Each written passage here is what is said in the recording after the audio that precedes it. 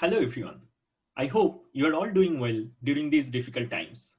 My name is Vaibhav Chatterjee and I am a fourth year PhD student at Purdue University working with Professor Shreyas Sen. It is a great pleasure for me to be able to present our work on a 1.15 microwatt sub 6 millimeter cube neural implant that utilizes biphasic quasi-static brain communication as a form of galvanic BCC and achieves a scalable uplink ranging from 6 kbps to 10 mbps. The neural implant utilizes compressive sensing or CS to reduce the volume of data to be communicated, thereby reducing the effective picojoule per bit, and uses a Ring-Oscillator based physical unclonable function for collision avoidance during scenarios when multiple implants are placed inside the brain. We'll start this presentation with the introduction and motivation for an untethered body channel communication link for neural interfaces, followed by a description of the proposed biphasic quasi-static brain communication or BPQBC. QBC. The circuit level design space explorations are discussed next, along with the SOC implementation. We'll then present our measurement results and compare them with the state-of-the-art neural implants in literature. Finally, we'll conclude this talk by summarizing our contributions. Recent advances in neurobiological research have created considerable demand in implantable neural interfaces. The need for such systems can be classified into neural recording systems for motor and behavioral prediction, and neurostimulators for clinical therapy and for monitoring cell physiology. Research shows that neurostimulation is extremely promising in treating physiological disorders, chronic pain, diseases like Parkinson's and Alzheimer's, and in prosthetic control for people with special abilities. However, the biggest challenges in implementing dust-sized neural interfaces include 1. Ultra-low power wireless communication, and 2. Powering or energy harvesting. And that's why traditionally neural interfaces have been tethered, where the subject is immobilized and the electrodes inside the brain are connected to the external world through wires, and large data acquisition modules as shown in this slide are used. However, data transmission or powering through tethered connections increases risks of cortical scarring, gliosis, infection, and cerebrospinal fluid leakage, and restricts the subject from moving. Neuralink has shown significant promise in miniaturizing the entire setup to a button-sized device, which can fuse with the skull by drilling a hole into it. The electrodes, however, are still tethered to the device on the skull, which process and wirelessly send the data to a remote station. To solve the challenges in tethered communication, untethered miniaturized wireless neural sensors and stimulators have recently been demonstrated with various data and power transmission modalities as shown in this slide. Radio frequency or RF suffers from increased tissue absorption, requiring large transmit power which usually exceeds ICNIRP safety guidelines. Inductive coupling requires large coupling loops, increasing the form factor of the implantable device. Inductive coupling can also require large transmission power if the mutual coupling is not very high. Optical and ultrasound telemetry are safer at the cost of significant loss due to scattering and skull absorption, requiring a subcranial interrogator which needs to be surgically placed and reduces end-to-end efficiency. Magnetoelectric methods exhibit extremely low body absorption, but has large transduction loss. In the recent work in ISSCC 2020, a 0.1 millitesla magnetic field was used for a magnetoelectric implant, which is equivalent to a 300 kilovolt per meter electric field for iso energy density. The proposed BPQBC method utilizes fully electrical quasi-static signaling, thereby avoiding any transduction losses in the end-to-end system transfer function. We'll focus on the BPQBC method for the rest of this presentation. However, we'll briefly discuss the ultrasonic, optical, and magnetoelectric methods for comparison. In ultrasonic communication, an external transceiver communicates with a subdural interrogator, which generates an amplitude-modulated ultrasonic signal which is backscattered from the dust-sized implants inside the brain. Since backscattering has low signal-to-noise ratio, the data rates for such systems are not very high. Also, the subdural interrogator needs to be surgically placed beneath the skull and powered separately as ultrasound gets absorbed in the skull. Optical communication using near-infrared signals avoid using piezo devices as in ultrasound communication. Instead, optical communication uses light-emitting diodes, which can be scaled down to hundreds of microns. However, a subcranial interrogator or repeater still needs to be used, which leads to transduction losses. Magnetoelectric methods, on the other hand, experience almost no tissue absorption, as the relative permeability of the human body with respect to air is equal to 1. As a result, this method does not require any subcranial interrogator as in ultrasound or optical communication. However, the transduction losses for this method is very high. In the work shown in this slide, a 0.1 millitesla magnetic field was used for a magnetoelectric implant, which is equivalent to 300 kilovolt per meter electric field for isoenergy density. Hence, it is extremely important to look for alternative modes of communication with low power and low end-to-end energy loss. And biphasic QBC offers exactly that. The biphasic QBC signaling modality is a variant of the galvanic body channel communication, but consumes lower power than galvanic. Since the signaling is fully electro-quasi-static, there is no transduction loss. And the overall end-to-end loss is about 20 dB better than the alternative methods. In BPQBC, the implanted device or the node is placed inside the brain, while the electrodes of an external device or hub are placed on top of the skin. Both the node and the hub use differential signaling as in galvanic body channel communication. The wearable hub contains a data receiver, a data transmitter, and a power transmitter, while the brain implant consists a data transmitter with CS and collision avoidance, a stimulator, a data receiver, and energy harvesting modules. Communication from the node to the hub is termed as the uplink, while the communication from the hub to the node is termed as the downlink. The implemented node consists of a 5.54 mm3, 1.15 microwatt system on a chip or SoC, which is placed on a flexible polyimide PCB along with a storage capacitor and 2 electrodes. To understand the working principle of BPQBC, let's look at the available body channel communication or BCC modalities for the uplink. Capacitive BCC is an extremely popular modality for wearable systems due to its low power and fixed voltage development across the body. Capacitive BCC relies on the capacitive return paths at the transmitter and receiver due to their single-ended excitation and signal pickup. The received voltage is essentially a function of these return path capacitances. However, for an implanted transmitter, the capacitive return path does not exist as the transmitter is entirely surrounded by the tissue. Because of this, the received signal is almost zero. On the other hand, galvanic BCC utilizes differential excitation and pickup, and the received signal can be estimated from the dipole coupling theory, where the two transmit electrodes create the electric field pattern of a dipole, and the two receiver electrodes pick up parts of this electric field. However, it must be noted that for an implanted device, the transmitter sees the conductive tissue as a resistive load of about a kilo ohm, which creates a DC current between the two transmit electrodes through the tissue, thereby increasing the power consumption. In the proposed BPQBC approach, a DC blocking cap is placed at the transmitter, which blocks this DC current to minimize power. The signal conduction through AC current flow is similar to that of galvanic BCC.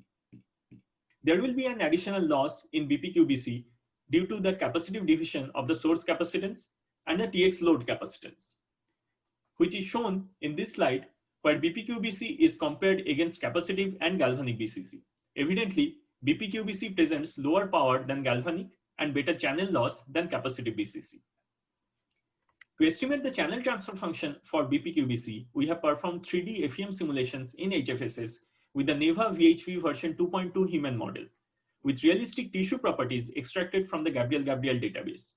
The channel transfer function for node to hub communication closely follows the dipole coupling theory in 3D and presents a channel loss above about 60 dB for 55 mm distance between the transmitter to receiver with our device sizes.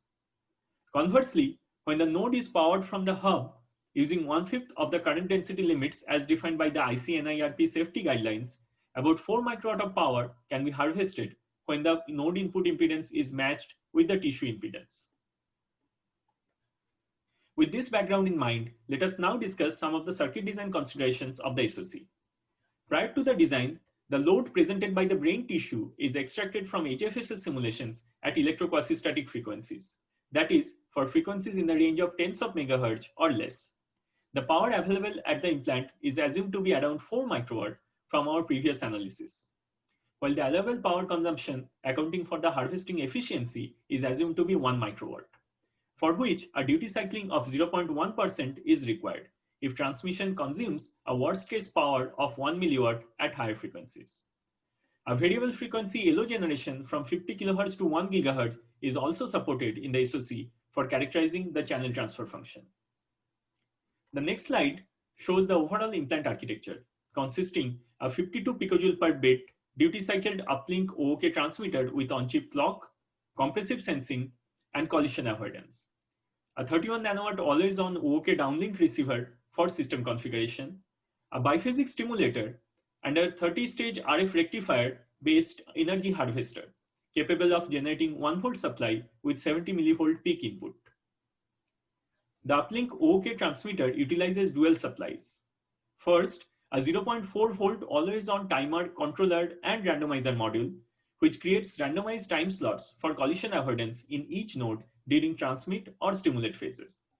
And second, a 1 volt communication and driver module, which turns on only during communication and stimulation.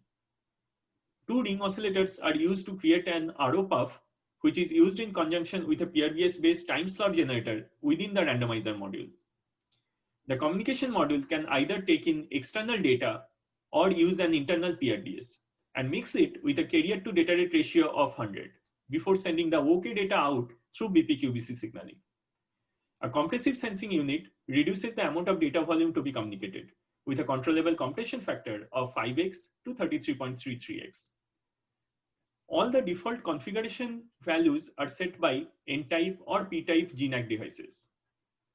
The downlink configuration receiver, as mentioned earlier, configures quantities such as communication frequency, amount of duty cycling, stimulation pulse widths, and intervals. To generate the 1 volt and 0.4 volt supplies from a small 70 millivolt peak received downlink signal, a 30-stage RF rectifier is used. The timing diagram for the implant is shown in this slide. The incoming signal from the hub generates the rectified voltage as well as the downlink data, as the hub modulates the powering signal with the configuration bits at kbps data rates. The transmit and stimulate phases are enabled for 100 millisecond in a 100-second period by default. However, the specific time slot within the 100-second is decided by the randomizer. The details of the 30-stage RF rectifier are shown in this slide. The number of stages are decided as a trade-off between the input impedance and the charging time, while the external storage cap of 40 microfarad is decided based on the amount of current and the voltage loop that needs to be supported during each transmit phase.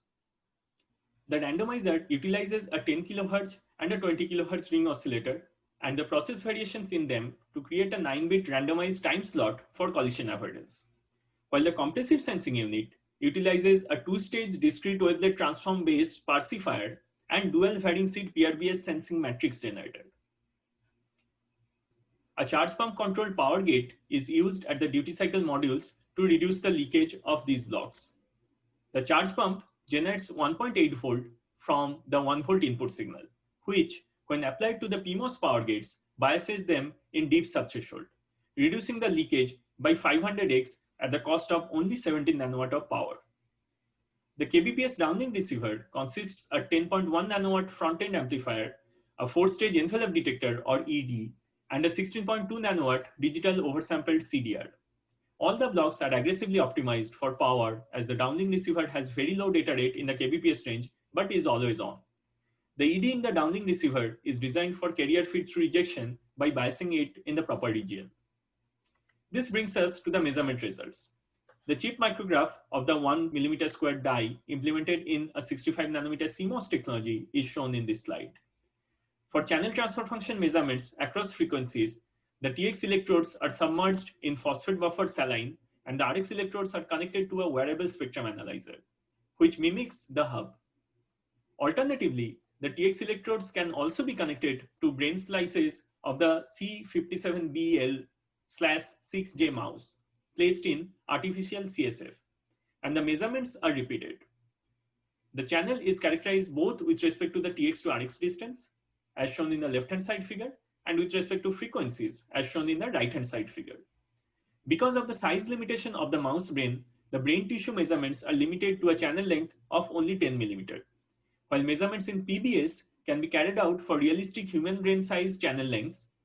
For 55 mm distance between the TX and the RX, the loss is about 60 dB for frequencies less than 50 MHz, which is consistent with the dipole coupling theory and our earlier HFSS simulations. The measurements for the uplink TX are shown in this slide. The first plot shows the power consumption with respect to the carrier frequency. For galvanic BCC, shown in red, the power consumption at low frequency is constant and high due to the 1 kΩ load presented by the brain tissue. For BiPhasic QBC, however, the power keeps on reducing at lower frequencies, leading to the scalability of the proposed architecture. The next plot shows the randomized communication time slots for 3 sample transmitter ICs, which are activated at around 61 seconds, 75 seconds, and 83 seconds after a common sync signal at 2 seconds. The last plot on the right shows a zoomed-in time domain stimulation waveform, which can be configured for the stimulation pulse widths and intervals. The compressive sensing module reduces the overall power consumption by 11x at 100 kbps and by 16x at 10 mbps, with a compression factor of 33.33x. 3 scenarios are depicted in this plot, one with continuous streaming, one with 10% duty cycling, and the last one with CS and 10% duty cycling, showing the third scenario to consume the lowest power with lower amount of memory requirement than the second scenario. EEG waveforms from the GigaScience database are passed through the hardware CS module and are reconstructed effectively in MATLAB in the right-hand side figure. The measurement results for the downlink receiver are shown in this slide. The BER bathtub plot at 1 kbps data rate shows a nominal eye opening of 0.68 UI when the input signal is minus 55 dBm. At 1 kbps, the power consumption of the downlink receiver is as low as 31 nanowatts. Finally, we compare our implemented work with the state-of-the-art in literature in terms of both BMIc communication and BMIc stimulation. At the system level, the implemented BiPhasic QBC mode utilizes the lowest number of external components and achieves the maximum channel length, with the lowest end-to-end loss without the need of a subcranial interrogator. For the uplink, the BiPhasic QBC SoC achieves the highest data rates for narrowband BMIc, which is about 3000x better than the ISSCC 20 paper with optical communication. Overall, this work utilizes fully electrical quasi-static signaling with no transduction loss, while demonstrating the first BiPhasic QBC link with simultaneous powering, communication, CS, and stimulation. In conclusion, we have demonstrated the first galvanic BCC-based link for communication through the brain tissue, and demonstrated the BiPhasic QBC variant, which exhibits lower power by blocking the DC current paths through the brain tissue. BiPhasic QBC achieves 41x lower power than galvanic at 1 MHz and 6x lower power than galvanic at 10 MHz. Additionally, BiPhasic QBC offers more than 20 dB better end-to-end channel loss as compared to ultrasound, optical, and magnetoelectric techniques due to no transduction loss. Because of this, we have achieved the highest data rates for narrowband BMIc in this work, along with the maximum channel length. As a future work, we shall explore multi-channel ECOG sensing and aggregation with BiPhasic QBC, which we believe will have extremely high societal impact in terms of neurostimulation, thought-based prosthetic control, and in the gaming and entertainment industry. With this, I thank you for your attention, and I am happy to take questions now. Thank you.